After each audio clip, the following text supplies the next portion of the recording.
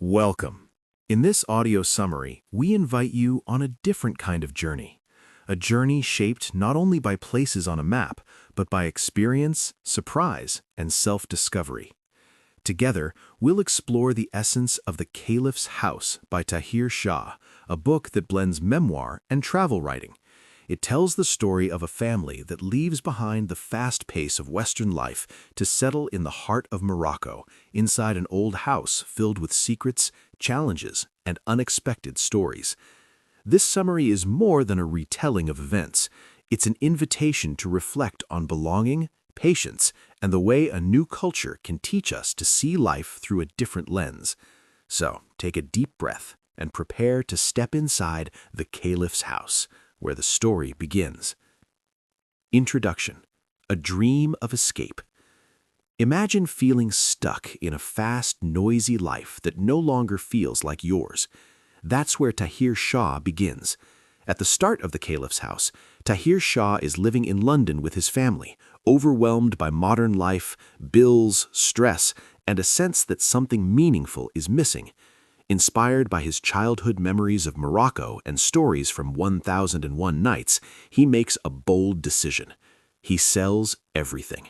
And with his wife and young children, he moves to Casablanca, chasing a dream of a slower, richer, more magical life. What he finds is nothing like what he imagined. Section 1. The House of Dreams and Nightmares.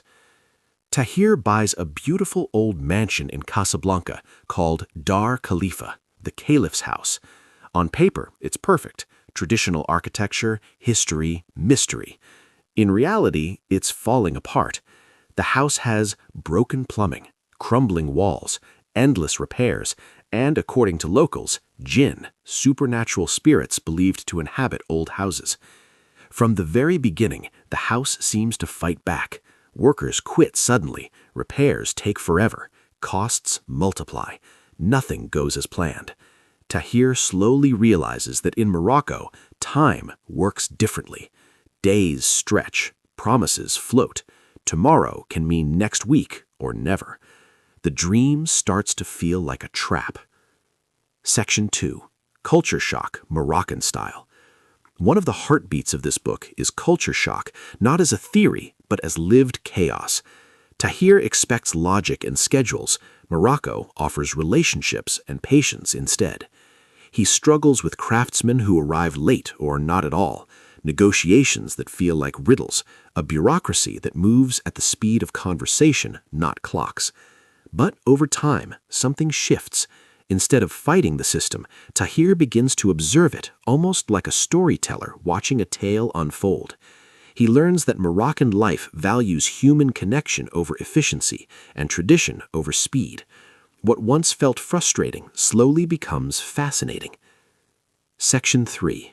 The Invisible World, Jinn and Belief. One of the most memorable themes of the Caliph's house is the idea that the unseen matters. Locals insist the house is inhabited by jinn.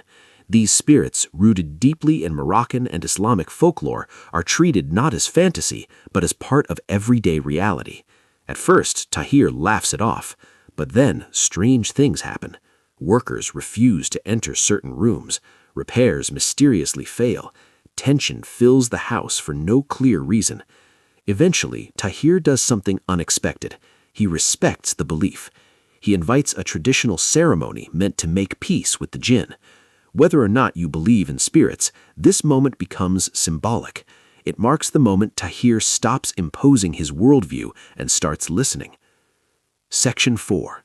Losing control to gain understanding.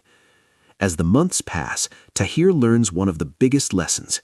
In Morocco, trying to control everything guarantees failure. The more he lets go of schedules, expectations, and ego, the smoother life becomes. He builds friendships. He learns to wait. He accepts that chaos is part of the rhythm. The house, once an enemy, slowly becomes a teacher. Like quicksand, the more you struggle, the deeper you sink. Only by relaxing do you find solid ground. Section 5. Family, Identity, and Belonging. Behind all the humor and frustration lies a deeper question: where do we belong? Tahir's children adapt more easily than he does. His wife finds her own ways to connect. And Tahir, caught between East and West, begins to rediscover a part of himself that modern life had buried.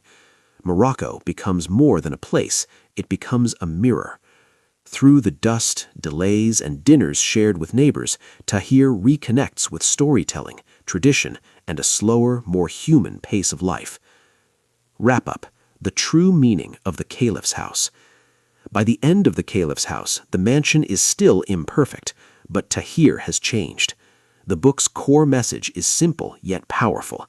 You don't move to another culture to remake it. You move to let it remake you. The Caliph's house is not just a travel memoir. It's a story about humility, patience, and learning to live with uncertainty. It reminds us that comfort can make us numb, and discomfort can wake us up. And sometimes, the house you thought you owned is the one that ends up owning you in the best possible way.